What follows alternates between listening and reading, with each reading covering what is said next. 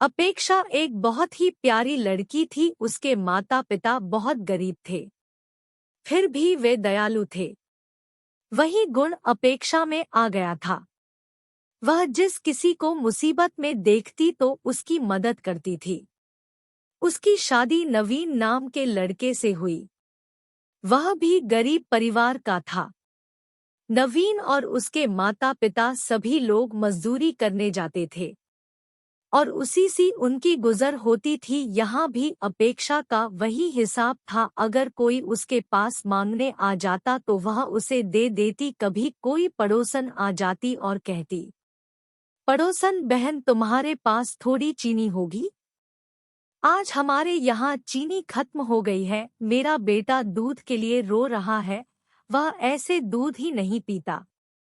तो वह उसको कटोरी में चीनी ऐसे ही दे देती। कभी कोई और पड़ोसन आ जाती और कहती, पड़ोसन दो, बहू कुछ रुपए उधार दे दो, मैं बच्ची की दवा देने जा रही हूँ, मेरे पास नहीं है, मैं तुम्हें वापस कर जाऊंगी बाद में। तो अपेक्षा दे देती। उसकी सास उसे डांटती, सास, तुमने क्या धर्मशाला खोल रखा है? हम लोग कौन से अमीर है, कोई न कोई तुमने मांगने चला आता है और तुम उसे दे देती हो। फिर ऐसा होने लगा कि अपेक्षा सबके सामने किसी को कुछ नहीं देती, लेकिन फिर चुपके से दे देती थी। पूरे मोहल्ले के औरतें जब इकट्ठे होकर जब बातचीत करती तो कहती, ऐसी बहू हमने कभी नहीं देखी है। वह तो बहुत अच्छी है, इनके घर में तो लक्ष्मी आ गई है। लेकिन बेचारी बहुत तकलीफ भोग रही है। अपेक्षा के इस भावना से उसकी सास और नवीन उससे बहुत नाराज हो जाते थे। एक बार ऐसा हुआ कि लगातार पानी बरस रहा था, सब लोग मजदूरी करने गए। वे बाजार में खड़े थे और कोई काम नहीं मिल रहा था। फिर सब लोग लौट आए। सभी को काफी भूख लग रही थी। कई दिनों तक उनको कोई काम नहीं मिला। वे बाजार जाते, खड़े रहते और घर वापस लौट आते। जो कुछ घर में रखा था वो पहले ही खत्म हो गया था। अब घर में खाने के लिए कुछ भी नहीं था। वे सब बहुत भूखे बैठे थे और कह रहे थे कि सास, है भगवान, आज क्या खाएंगे? इतनी जोर से भूख लगी है।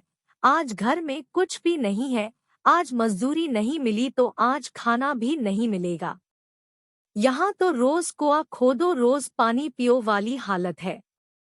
तभी उसकी पड़ोसन पुष्पा आ गई कुछ मांगने। पुष्पा, अरे भाभी, उदास क्यों हो, क्या हुआ? अपेक्षा, आज हमारे यहाँ कुछ है ही नहीं।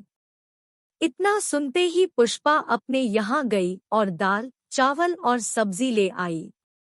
पुष्पा, अभी खाना बना लो, तुमने हमारी बहुत मदद की थी। अब अपेक्षा ने चूल्हा जलाया। पहले दाल, चावल और सब्जी बनाई और रोटियां सेकने लगी। अपेक्षा, अम्मा जी आइए खाना खा लीजिए। सब लोग खाना खाने के लिए बैठे ही थे कि बाहर से आवाज आई, बूढ़ी औरत, क्या इस गरीब के लिए कुछ है? मैं बहुत जोर की भूखी हूँ। अपेक्षा ने बाहर निकल कर देखा तो एक बूढ़ी औरत खड़ी थी। बूढ़ी औरत, बेटी, बहुत जोर की भूख लगी है, मुझे चक्कर आ रहा है, मुझसे चला ही नहीं जा रहा, मुझे कुछ खाने के लिए दे दो बेटी। अपेक्षा चक्कर में पड़ गई, खाना तो थोड़ा सा ही है, जो इतने लोगों के लिए भी पूरा नहीं है। वह सोचने लगी है, भगवान मैं क्या करूं, इन बूढ़ी औरत को खाना तो देना ही चाहिए। इतनी कमजोर है, भूखी भी है और कमजोर भी है। इन्हें खाना दिए बगैर मैं इन्हें कैसे लौटा सकती हूँ? तब तक उसकी सास बाहर आकर बोली, सास, खाना वाना कुछ नहीं है यहाँ, और बहू तुम केवाड़ बंद कर दो, ज्यादा चक्कर में पड़ा करो। हा बूढ़ी औरत, बेटी मुझ पर थोड़ी दया करो, मैं बहुत दुखी हूँ, आज तो लगता है भूख के मारे आज मेरे प्राण निकल जाएंगे। ऐसा कहकर वह वहीं बैठ गई और आंसू बहाने लगी। अपेक्षा दौड़कर आई और अपने सास से बोली, अपेक्षा अम्मा उन्हें खाना दे दो, वो बहुत भूखी है, कहीं ऐसा न हो कि उन्हें कुछ हो जाए।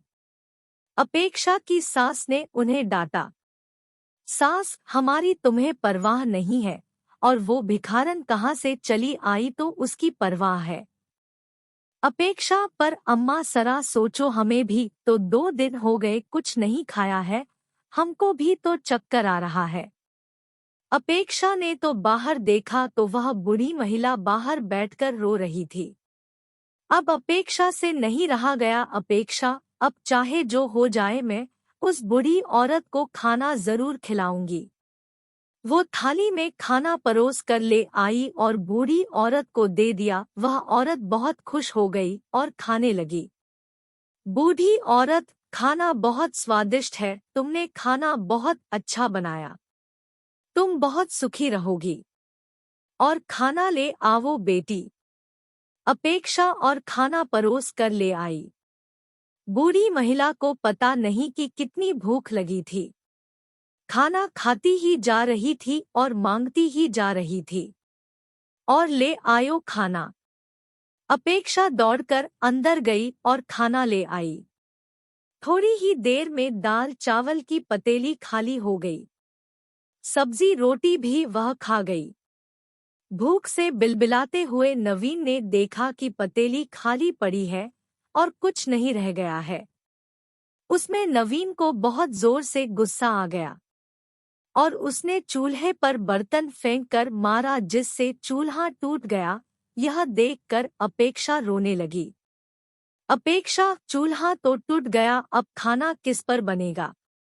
बूढ़ी औरत, तुम परेशान न हो बेटी, मैं ऐसा चूल्हा बनाकर तुम्हें देती हूँ कि वह कभी नहीं भुटेगा। उस पर खूब खाना बनाना और कोई भूखा आए तो उसे खूब खिलाना।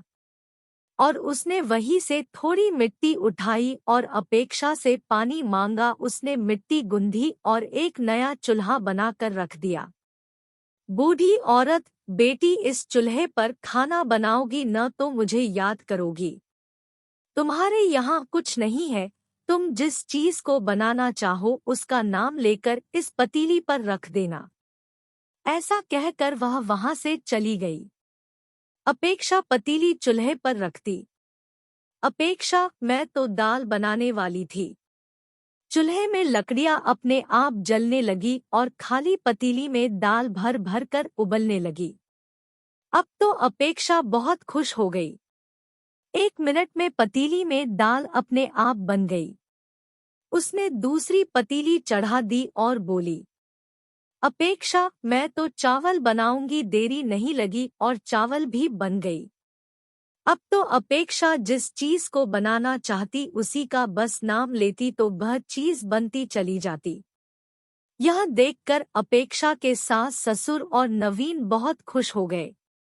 वे अपेक्षा की प्रशंसा करने लगे। अब सभी लोग खा रहे थे। जिसकी जो भी खाने की इच्छा होती वे उसी पकवान का नाम लेता तो अपेक्षा उसे बना देती।